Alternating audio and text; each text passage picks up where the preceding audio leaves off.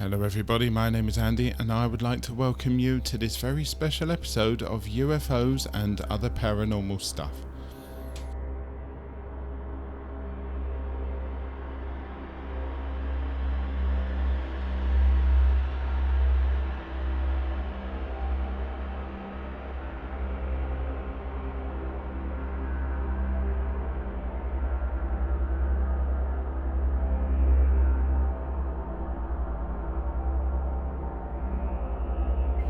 Yes everybody, that is correct. Today is the 24th of June 2022, the 75th anniversary of the Kenneth Arnold sightings of strange things flying in the skies over Mount Rainier in Washington State.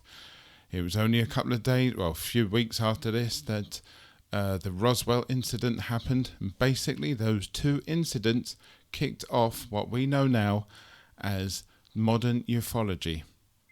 Both the 24th of June and the 2nd of July are celebrated around the world as World UFO days. So to you I say, from me to you, happy World UFO Day. Just a few things to let you know before we get started, and that is that the video version of this podcast is now available on the website www.ufosandops.com. Just click the bit that says vodcast and it will take you right to the video channel, which obviously will feature all the previous vodcasts that I've done.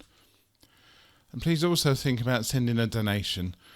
You can do that through the website too. There is a donation button there. If you like the things that I do with this podcast, vodcast and the website, etc., and yes, it is all done by me alone, then please do think about donating just a small amount. As the great Howard Hughes, the presenter of The Unexplained, once said, a cup of coffee costs £2, and within a few minutes that £2 is all gone. Here, that £2 will go towards making the show even better. But I hate to tell you, Howard, the price of coffee has now gone up to £3. Absolutely amazing, isn't it? Now, the Kenneth Arnold sighting really was the starting point for modern ufology, wasn't it? With Roswell coming only a matter of days later, the subject really did take off in the media. But what happened before 1947? Why did the media start to get interested in ufology when these two incidents occurred?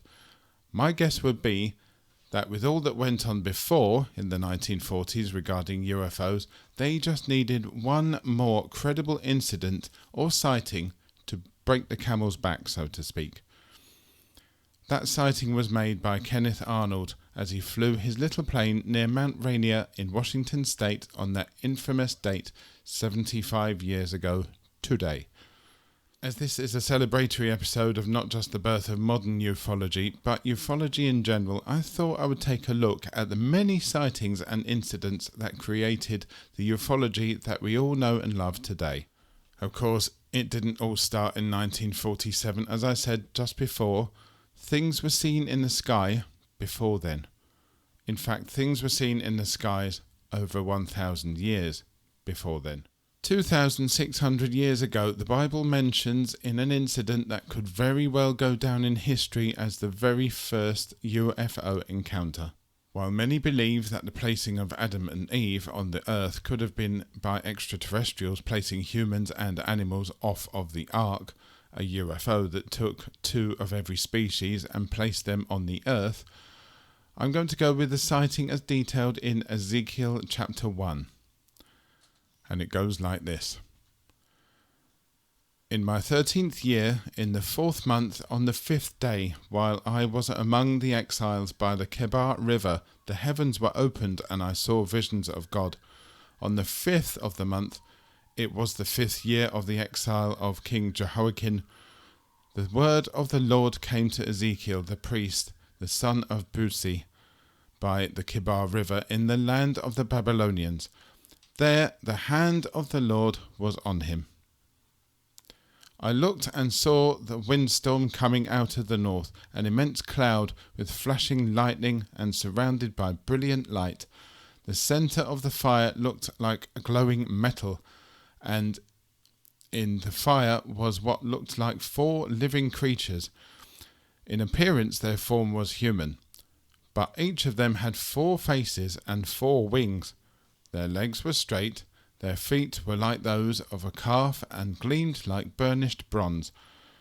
Under their wings, on their 4 sides, they had human hands.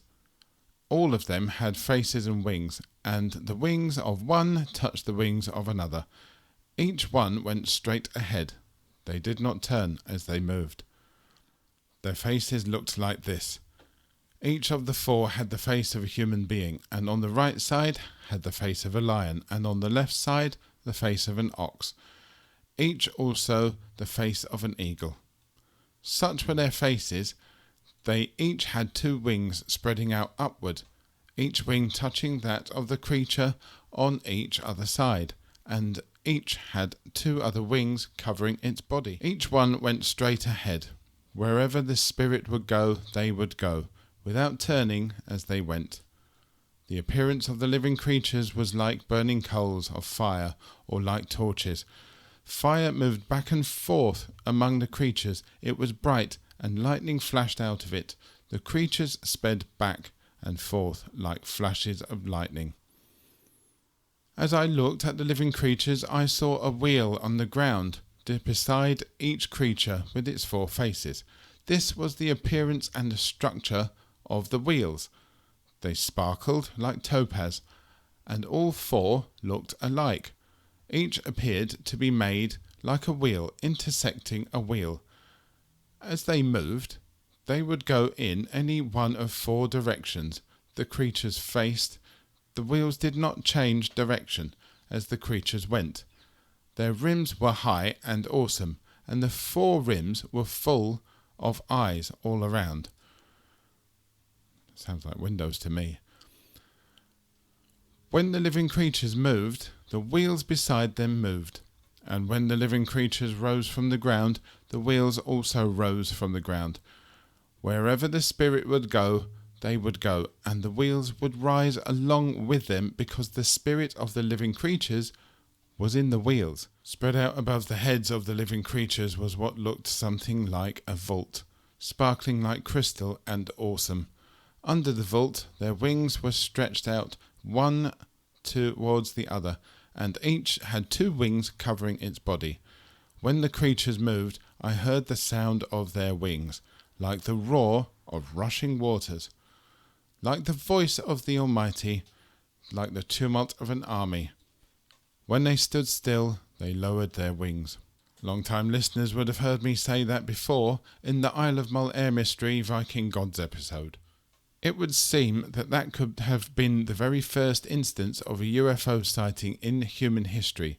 The Bible is quite full of what could be interpreted as alien-related incidents, one way or another. It could also be that these stories were dumbing downs of real alien incidents so as not to scare the public, or more likely so that the religious, then the royal, then later the politicians, the political leaders of this world could keep control over the population.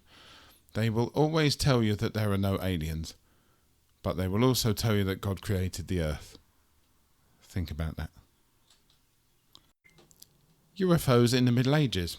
The Romans described them as burning shields. Those living in the Indian subcontinent recorded them in the Mahabharata, a Sanskrit chronicle, that they were gods who flew in Vimana, which means deadly lances, spread across the sky. The first ever recording in the UK of what we would now term as a UFO or a UAP happened in 1113, when religious pilgrims from the southwest reported seeing glowing fire belching dragon emerge from the sea, flying into the air and disappearing into the sky. In January 1254, in St Albans in England, a scribe wrote of a glowing floating light and recorded it thus: "In serene sky and clear air, with stars shining and the moon 8 days old, there was suddenly appeared in the sky a kind of large ship, elegantly shaped, well equipped, and of marvellous colour." Then of course you have the paintings. There's the Annunciation, painted in Germany in 1500, which amongst other things shows a dark cloud with possibly God appearing through it. Then there is an illustration from the manuscript Livre de Bon Mœurs de Jacques Legrand, I hope I said that correctly, from 1490, which shows Fortuna, the personification of luck. With her spinning wheel, she seems to be dealing with some people. Other people on a hill have their hands positioned together, palm to palm, while looking at a big, highly detailed golden orb floating in the sky. Of course, perspective was never a big thing with many pictures and paintings from the Middle Ages, so it is impossible to describe how high or indeed how close the orb might actually be to the people. There's also something which I think is known as the calendar page for April from 1480. This shows a roundel at the bottom of the page featuring 3 people walking, while in the distance there is a classic disc-shaped UFO looking like it's aiming something at the castle in the background. Then there is the famous one, the picture of the Madonna and child with the infant St. John. That painting, created in the 15th century, was attributed to more than one artist and hangs currently in the Hercules room of the Palazzo Vecchio in Florence. It shows the Madonna with 2 young children, Jesus Christ and St. John the Baptist, who was also the patron saint of Florence. What is interesting about this picture is that in the top left there appears to be something orange looking, with 3 darker objects below it. Some say that those are tentacles, but I am not sure. However, behind Mary's head is another dark object in the sky. The object has what seems to be a sort of glow around it. This is the object that has given the painting the nickname the Madonna and the Flying Saucers. And some have stated that it might be some dirt or some sort of damage, but that doesn't really stand up. When you look again behind Mary's back, you will see someone with a dog clearly standing, looking directly up at the UFO in the sky. Even the dog is looking, which tells me it must be making some sort of sound. Surely the artist would not paint the person and the dog looking up where the damage is going to occur on the painting in future, would he? These pictures will go up on the website so that you can all make your own minds up. Pictures have proven to be very important throughout the history of ufology. The earliest photograph of a UFO came on the 12th of August 1883. Back in those days, some astronomers often saw what they thought were meteors behaving very oddly. They described them in their works but had no UFO mystery in which to place them. One man decided that this needed to be visually recorded. This photograph, taken from the observatory near Zacatecas, nearly 11,000 feet up a Mexican mountain. José Bonilla said that he saw more than 300 unidentified objects crossing in front of the sun while he was observing sunspots. He took some photographs by exposing wet plates at 1/100th a second, and the photos do appear to show something in front of the sun. His photographs have been credited as the very first showing a UFO. Go forward to November 1896, the airship flap. As the 19th century was drawing to a close, many people began to report seeing craft that resembled airships floating around the skies of the United States of America. The night of the 17th of November 1896 was to become one of notoriety for the citizens of Sacramento in California.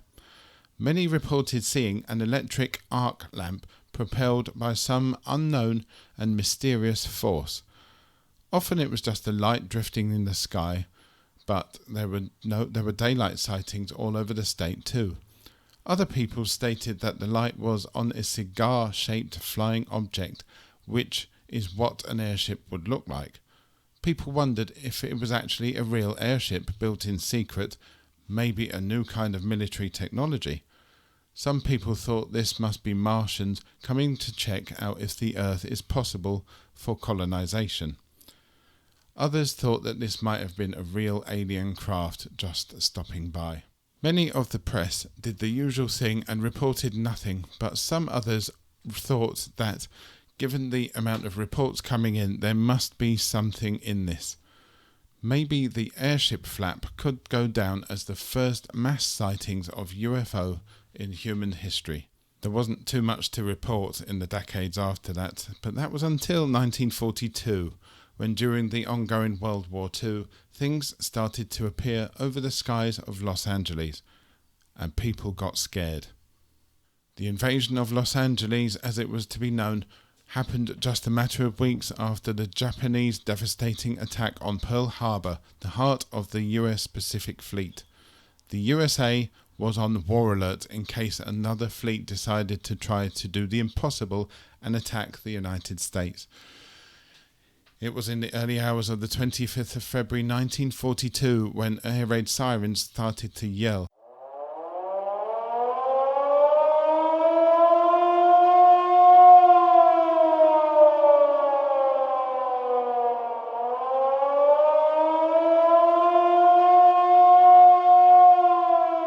At around 2:30 in the morning, a total blackout was ordered and thousands of air raid wardens had to go to their positions immediately. At around 3:16 in the morning, the 37th Coast Artillery Brigade began firing machine guns and anti-aircraft shells into the sky at unidentified flying objects flying over the city. LA was under attack, was the thought racing through the minds of the city's inhabitants. Pilots of Interceptor Command were alerted and they took up positions in their airplanes. Artillery fire continued until 4:14 that morning. The all clear was sounded and the blackout lifted at 7:21. Some buildings, buses and cars were damaged, but the cause of the damage was found to be fragments of shells. Some people were tragically killed too, but by anti-aircraft fire that had come back down to earth. The incident was front-page news in many USA newspapers, but because of news blackouts across the rest of the world, because of the war, it was not known to other countries that this event had taken place. The photograph put out in the newspapers shows searchlights shining up from the ground onto a group of lights. A group of lights, what many believe to be either one single UFO or a fleet of them. It is worth noting that other than shell fragments and vehicle and building damage, nothing else was discovered on the ground to have been out of the ordinary. Obviously, I'm no weapons expert, I know nothing about them, but what would cause the shells to fragment in such a way? Could it have been done when they were fired or when they hit whatever it was in the sky? With World War II now in full flow, there has to be no doubt that people around the world would see things that they had never seen before. And with the advent of cutting-edge flying technology, there can be no doubt that many people would have been surprised when they saw an enemy warplane or heard the terrifying sound of the Jericho trumpet that was attached to the technologically advanced Stuka planes that belonged to the Luftwaffe, or the buzzing engines of the Spitfires, for example. However, something strange made appearances in the sky during that war. From 1942 through to the end of the war, Allied pilots reported encounters with small balls of light that seemed to be under some sort of intelligent control. The pilots all said that these balls of light would chase their planes. Michael Bentine was an intelligence officer with the bomber wing of 626 Squadron. After a raid on a Nazi weapons base at Peenemünde, he said 3 or 4 crews came back with identical stories that they had been pursued by a light which was pulsating and had flown around their aircraft. Bentine, who went on to become a very famous comedian with the Goons, assumed that the pilots were seeing a phenomena known as St. Elmo's fire. St. Elmo's fire is a weather phenomenon in which luminous plasma is created by corona discharge from a rod-like object such as a mast or a spire, a chimney or even animals' horns in an electrical field. It has also been observed on the leading edge of aeroplanes as well. When Bentine mentioned St. Elmo's fire to the crews, they told him that it definitely wasn't, as they all knew what St. Elmo's fire looked like. "What did it do to you?" he asked. "Nothing," came the answer. "So it was not a very effective weapon," he said. But then another crew came in, then another, and then another. In the end, it was obvious that these people had seen it. About 48 hours later, an American officer came in. He'd been going around the group and said, "I understand your crews have seen it. We call them Foo Fighters, and they appear in daylight as well. We don't know what they are." So I said, "Neither do I, and neither do the aircrew." Were the UFOs about to enter the war? In the 1970s, a promotional film made for the Concorde aeroplane appears to show a possible Foo Fighter coming down from above, seeming to inspect the supersonic plane, then fly away back up into the air again. Now, as we all know, the World War II ended in 1945, but tensions soon arose again in Europe and across the world when former friends by the end of the war, the USSR and the USA and their allies, fell out, and the run-up to the Cold War began. A lot of the world's public were not interested. They've had to rebuild their own lives, homes, families and countries. But in 1947, two things happened that would bring about something new for the world's population to be worried about more than war. Those things would change the way that people thought about their governments and also change people's thoughts on whether we are really alone in the universe. Enter the flying saucers. On the 24th of June 1947, 75 years ago today, 32-year-old Kenneth Arnold was flying from Chehalis in Washington state to Yakima in a Cool Air A2 on a business trip. He heard about a $5,000 reward for the discovery of a US Marine Corps C-46 aeroplane that had crashed near Mount Rainier. Just a few minutes before 3 p.m. and while flying at 9,200 feet, Arnold gave up searching for the plane and started heading back to Yakima. All of a sudden he noticed a bright flashing light. Thinking that he might be flying dangerously too close to another aircraft, Arnold started looking around to try and see what was causing the flashing light. But all he could see was a DC-10 about 15 miles away behind him. Only moments after seeing the first flash of light, Arnold saw more flashes in the distance to his left, but about 20 to 25 miles away. Thinking that they must be reflections on his window, he performed a few tests to make sure. He rocked the plane side to side. He removed his glasses. He then rolled down the window, but the brilliant lights were still there. The lights were reflections coming from flying objects. I observed far to my left and to the north a formation of very bright objects coming from the vicinity of Mount Baker, he said, flying very close to the mountain tops and travelling at tremendous speed. I watched as these objects rapidly neared the snow border of Mount Rainier, all the time thinking to myself that I was observing a whole formation of jets. In group count they numbered 9. They were flying diagonally in an echelon formation. What startled me at this point was I could not see any tails on them. Mr. Arnold continued. They very quickly approached Mount Rainier and then passed in front, flipping around erratically, but still giving off that light. He said that he could only see the edge of the craft at times, as it was so thin and flat that they were practically invisible. Arnold described them as a series of objects with convex shapes, though he later revealed one object differed by being crescent-shaped. None of the objects resembled a saucer-like shape, but people jumped on the description of flying saucers when later Arnold told news reporters that they flew like a saucer would if you skipped it across water. You can see where the misunderstanding came from. Other descriptions by Arnold was that they were half moon-shaped. I think one of the main reasons that UFOlogy really kicked off with the Kenneth Arnold sighting was that with the waves of sightings before that, they were balls of light, airships, stuff like that, strange airships. Arnold's was the first to describe something much more physical and bore no resemblance to any craft seen on Earth before that. The term flying saucer was now in the world's vernacular, and the reports of flying saucers started to flood in from all over the world.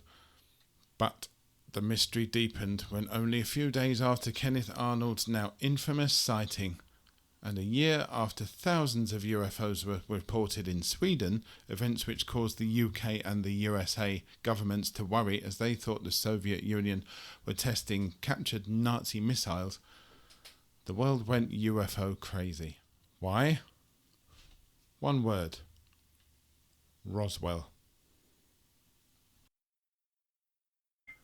On that day, 75 years ago, 2nd of July 1947, a storm was in full fury over this southern town in the USA when William Brazel heard an explosion. The next day, when the storm had abated, he ventured out to have a look. He's found wreckage all over the ranch and surrounding desert area. It was very light. Brazil likened some of the wreckage to being light as balsa wood, yet shiny and metallic. He said it could not be dented, even with a sledgehammer. Other pieces that he found had strange symbols on them that he could not recognize. Brazil notified the local airbase, and intelligence officer Jesse Marcel came and collected much of the debris as he could to take it back to the base. The official press release from the Roswell Army Airfield claimed that the stories about flying discs were fact, and that wreckage from one had now been recovered. The wreckage was flown to Wright-Patterson Air Base in Dayton, Ohio, a distance of just over 1,300 miles, for detailed investigation. However, soon after the Roswell Daily Record's famous headline was printed and put out into the world, a second press release came rather quickly. Reporters and newspaper photographers were told that the wreckage was that of a weather balloon. They were only allowed to take photographs from some distance away, bearing in mind that the wreckage had already been taken away.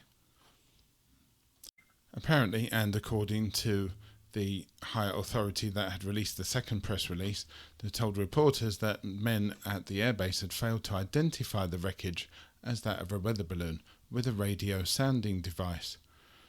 The last statement and the fact that it had to be flown 1,300 miles to have a more detailed investigation on the wreckage makes it all smell like there's a late attempt at a cover-up to me. What do you think? Especially when Jesse Marcel himself insisted that the second press release was untrue. Marcel had been treated terribly and threatened by people unknown with his and his family's lives should he reveal anything about the incident to anyone.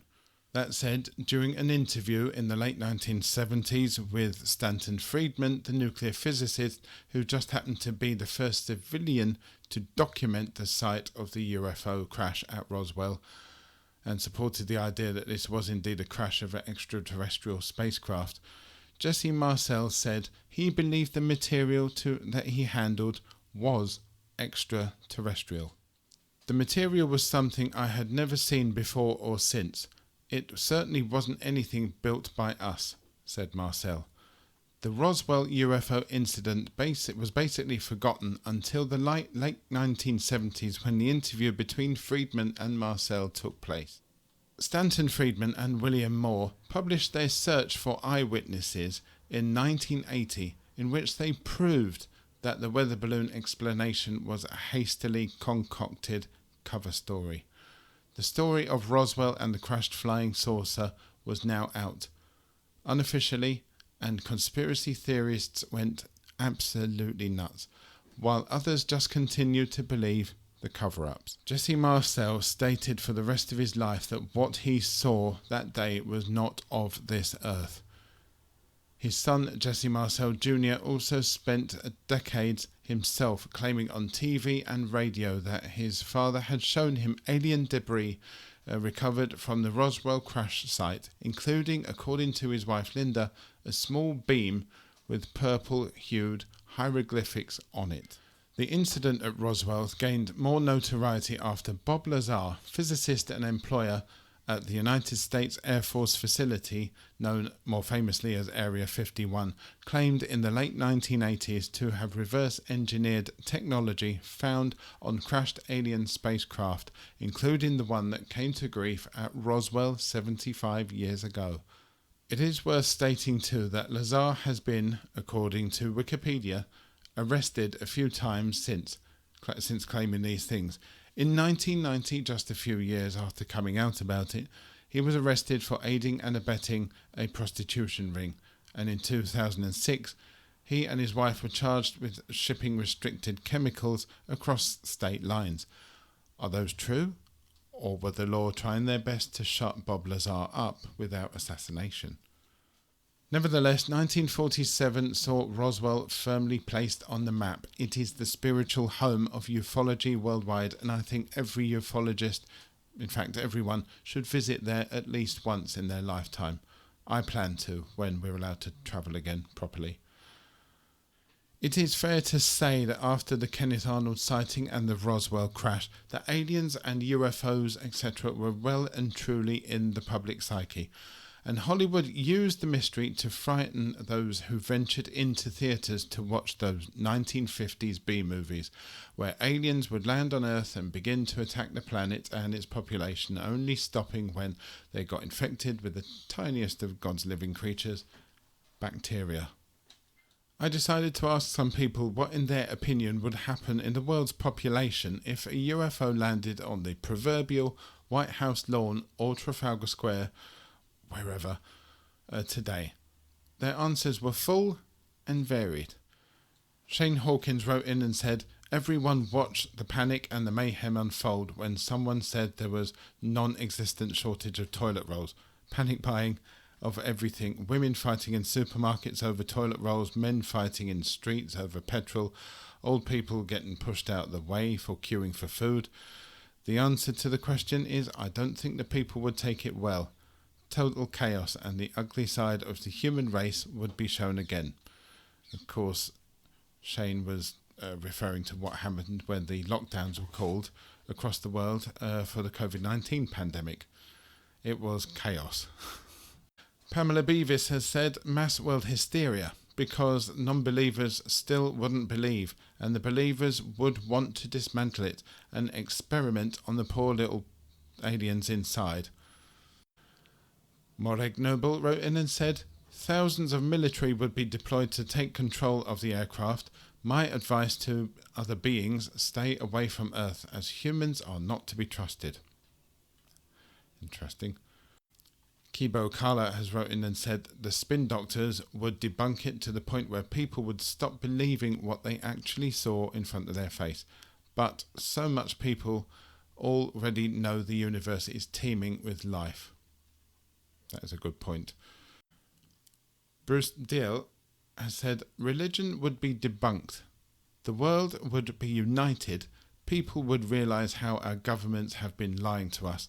Our thoughts about all the other planets would be expanded. Another good point. And finally, from Peter Pumphrey, my former geography teacher. Former geography teachers, they're legends, aren't they? Probably think, thank heavens for that. Maybe we'll have some sanity brought in to run things at last. Couldn't agree with you more, Mr. Pumphrey. There was just another comment from Saoirse O'Ryan. She says, or the other way around. Non-believers would believe because they finally have solid evidence, and believers would deny and call it a government conspiracy trying to deceive us. All good points. What do you think? Send me your comments, send me your messages on UFOs and OPS.com. There's a bit down the bottom of the front page there where you can send me anything you like, basically. The public's fear of UFOs and aliens in general turned more real when on the 13th and the 14th of August 1946, US Air Force bases in the UK, RAF Lakenheath and RAF Bentwaters, became locations of some strange goings-on in the skies above. The aliens were flying right above military bases, without care. The radar had picked up an object coming in from the North Sea and approaching at several thousand miles an hour. They also tracked some more targets moving northeast. Those targets seemed to merge into one large target, several times the strength of a B-36, before moving off the scope. Another target came in moving really, really fast from east to west. Other targets were tracked moving at approximately 4,000 miles per hour. The base commander sent 2 RAF de Havilland Venoms into the sky to make visual contact.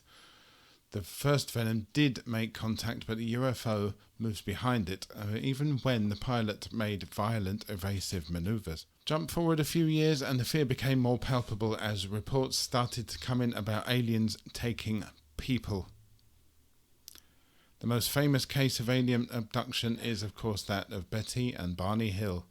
In September 1961, Betty and Barney Hill, a social worker and a post office employee, were returning home from a holiday.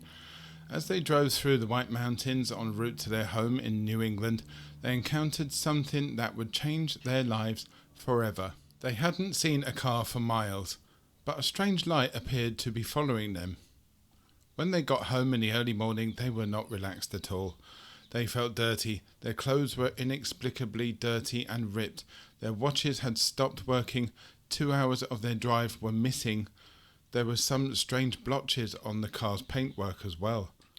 The couple tried to forget about the drive home, but it wasn't long afterwards that they both started to experience very strange nightmares which involved alien faces and some sort of medical examinations. All of this really stressed the couple out, and they had to go and see a doctor to get some advice. They visited Dr. Benjamin Simon, a psychiatrist who started a long therapy which included the use of regression hypnosis. The hypnosis helped the doctor trace the problems that the Hills were having back to that drive home. It turns out that it was more fateful than they could have known. The doctor thought that he was treating them for bad nightmares, so he let the story unfold naturally under hypnosis, but it turns out that they were real memories he was treating them for instead. Both Betty and Barney had coherent accounts of what they went through that evening.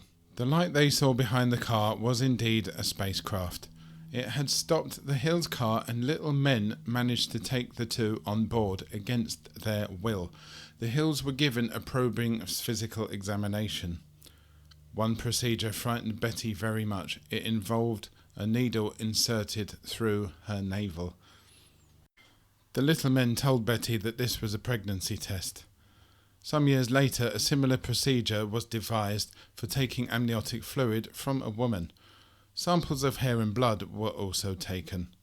Betty said that she was shown a map which, amongst trade routes and other things, showed the being's homeworld.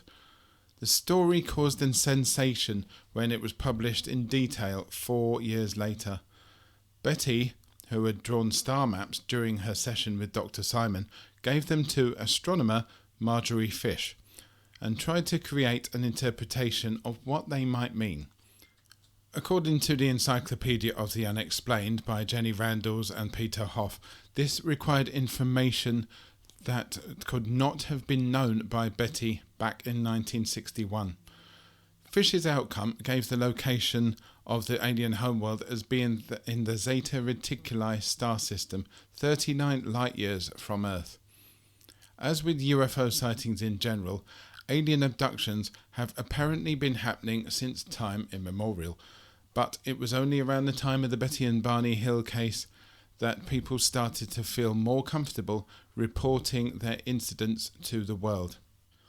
There was a case when a man called Herb Shermer was taken. Of course, there was PC Alan Godfrey from Todmorden was taken too, as we've discussed in a previous episode. And of course there was the abduction of Travis Walton in Snowflake, Arizona, and Charles Hickson and Calvin Parker in Pascagoula too. All of these people experienced some time loss and needed hypnotic regression to reveal what had been hidden away from them in their own brains. While alien abduction still goes on, both it and its victims are made to be the subject of ridicule from friends, families, general population, who instead of listening to them, just judge them to be weird. Sadly, some have taken their own lives instead of getting to speak about their incidents. Anyone who wants to talk about such things will always be welcome to on here. If you want to send me a anonymous message or you want me to keep it off of the podcast, whatever you want to say, just say. Okay. UFOs were up until 1960s mostly being reported in the United States, with the odd one or two coming from anywhere else on Earth. As the 1960s rolled on and people started to feel more free to do and say whatever they wanted without fear and damnation from religions or mum and dad for that matter, reports did start to come in from the rest of the world. They included mass sightings made by children in attendance at a school in Westall, Melbourne, Australia. It was the 6th of April 1966, 11 o'clock in the morning. Pupils at the high school in Westall in Melbourne had just finished a sports class when they saw a silver-grey saucer-shaped object in the sky. Twice the size of a car, this weird object seemed to change shapes at times. It descended into a field, hover over the edge of another nearby school, Westall Junior School, then seemed to disappear from view. Over 200 people had gathered outside the school gates, looking into the skies for the strange object. It came back. Witnesses were able to watch it for more than 20 minutes.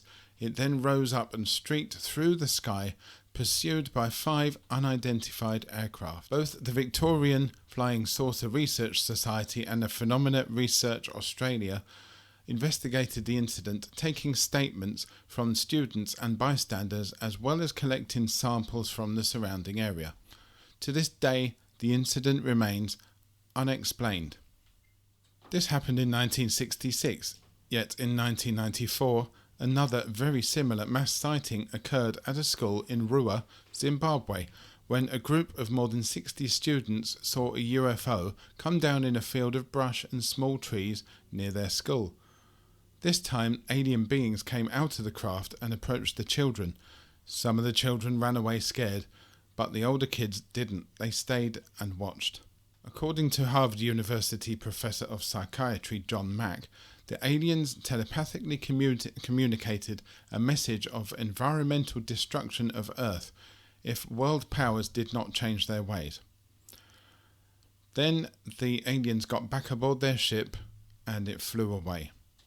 The children at Ariel's school and a few teachers who told their stories were ignored by those in charge.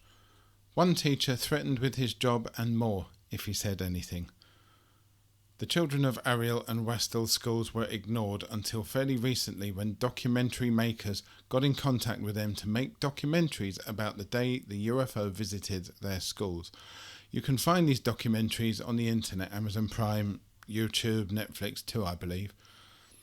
Into the 1970s now, and UFO sightings continued. Of course, there was the Berwyn Mountain incident in Wales in 1975. Again, Travis Walton's abduction, as already mentioned. But then, just as the 1980s were getting comfortable, an incident occurred in a forest in Suffolk, in the UK. That forest was named Rendlesham.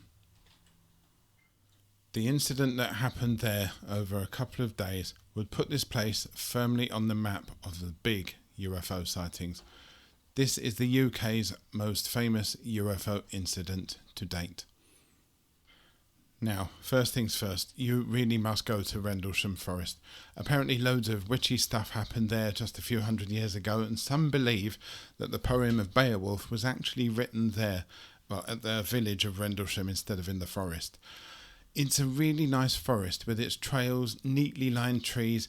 You really must go there. You have to.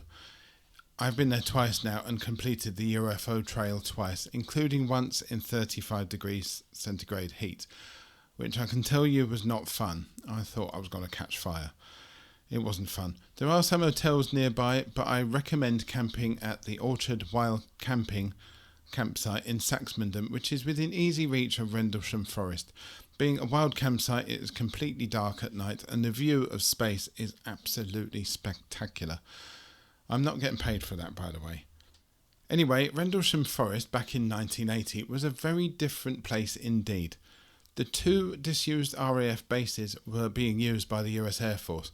Those bases are RAF Woodbridge and RAF Bentwaters that we've heard of before. Yes, it was the one that had the incident back in 1956. This was 1980, and therefore the Cold War was still going on, and the USSR was not that far away. In the early hours of the 26th of December 1980, US servicemen saw strange lights in the sky. Radar at the twin bases had tracked an unidentified object. The lights came down in the forest, and servicemen thought that this was a small plane that had crashed, and so proceeded to go and check it out to see if they could render any assistance if it was needed. However, upon entering the forest to investigate, Sergeant Jim Peniston and John Burroughs saw what they described as a glowing object, metallic in appearance, with coloured lights. As they approached it, it appeared to move through the trees. Apparently, nearby animals panicked. Sergeant Peniston later claimed to have encountered a craft of unknown origin whilst in the forest. Peniston and Burroughs saw the craft come right down, almost to the ground. They thought it might even have landed. Sergeant Peniston got close enough to touch the craft. He said the skin of the craft was smooth to touch, almost like running your hand over glass, void of imperfections until I ran my fingers over some symbols. The symbols were nothing like the rest of the craft. They were rough, like running my fingers over sandpaper.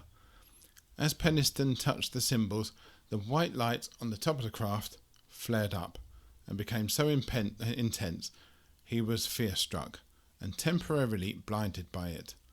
Peniston removed his hand from the UFO, and as soon as he did, the light dimmed and the feeling of panic receded. After some time, the craft lifted slowly off of the ground and it accelerated away in the blink of an eye, yet none of the men heard any noises coming from it.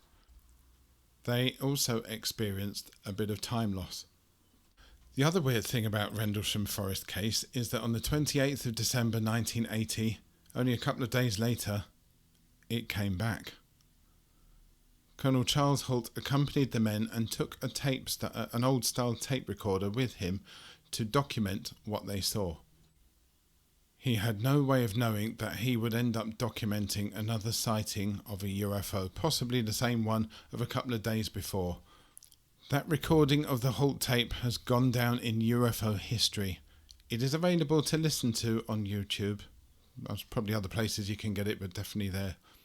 According to Holt, 3 starlight lights were seen in the sky, 2 to the north and 1 to the south, a little above the horizon.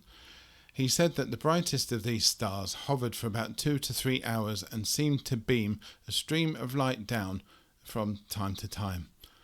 I urge you all to have a listen to the Colonel Holt tape on YouTube after this podcast. There has been no more sightings of anything strange at Rendlesham Forest. Weirdly though, Colonel Holt's memo and other written documents from those 2 days of activity went missing very soon afterwards, and apparently no one has seen them since. Strange, eh?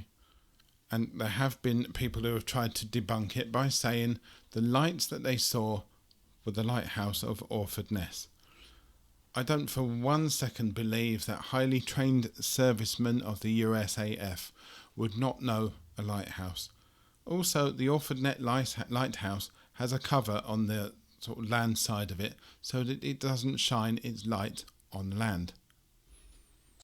The Rendlesham Forest UFO incident was a watershed moment for ufology in the United Kingdom. They'd suddenly realised that these things were not just flying over and being spotted in the USA or other far-off places, but they were here as well in the UK now, and they were over military bases. It was only a matter of years later that MI5 opened a sort of UFO desk. One of the main people to man that desk, Nick Pope, went to investigate many reports of UFO sightings, including Rendlesham, across the UK, and is active now within the ufology community. Now fast forward to the late 1980s and into the 1990s and the prevalence of the video camera. Yep, these things were massive and they were quite heavy too, not like the camcorders you get nowadays, and definitely nothing like the video cameras on your mobile phones. Camcorders in those days were so big you had to hold them in your hand, rest it on your shoulder just to hold them level. No wonder then that with the sheer size of these things, holding them in one position for any amount of time was nigh on impossible. Now imagine using it to film a strange light in the sky. Using that hefty piece of equipment to pinpoint and then zoom into a possible UFO. The 1990s were full of UFO videos that could not be properly seen simply because of the heavy cameras being too difficult to hold in position. There are, of course, instances in which these camcorders did manage to capture some decent footage of UFOs, such as that captured at Gulf Breeze in Florida, both in 1988 and 1990, and the Pensacola Bridge sighting as well. But it was really the smartphone that changed the way that everyday person could document UFOs. Let me just explain for my younger listeners. Back in the 1980s and 90s, to take a good photograph, we would have to open up the camera, zoom in to the object, hold the camera as still as possible while trying not to move the camera when pressing the button to take the photograph. To take more photographs to finish the film off, and then get the film out carefully and send it to the photography lab to be developed and sent back to us in about 2 weeks, only for us to just see a blurry image of something that no one could make out. It was the same with the cine cameras and the video cameras too, unfortunately. So it was with great relief to a lot of people that when the 2000s came in and they brought with them camera phones, and soon after that smartphones like the iPhone. This meant very soon that everyone would have a camera and a video camera in their pocket. Very soon sites like YouTube would be brimming with your pictures and videos of strange things in the sky. And while a lot of them were usual kooky or shaky videos, there were some real good ones too. I remember watching a video someone had made of a UFO landing in possibly a Russian town, but I'm not too sure if it was real or not. That's how good it was. Then in 2017, some videos started appearing on the internet of UFOs flying over the sea. These weren't caught with an iPhone or a camcorder. These were caught using the highest video technology that could be placed onto American Navy planes that were based aboard the USS Nimitz and the USS Theodore Roosevelt back in 2004, 2014 and 2015. According to Wikipedia, additional footage has come to light taken by other Navy personnel in 2019. These videos shocked the world because they didn't just appear on sites like YouTube, they appeared on the national TV news in many Western countries. I remember well sitting in my van one morning about to start work when LBC's no-nonsense presenter Nick Ferrari started talking about UFOs. Then the BBC were doing it on their main news programmes on television and radio. The next day the newspapers followed suit, although due to the ongoing Brexit stuff going on at the time, most of them chose to put it further inside their publications instead of on the front page. It was possibly the biggest UFO story since the Kenneth Arnold sighting, or indeed Roswell itself.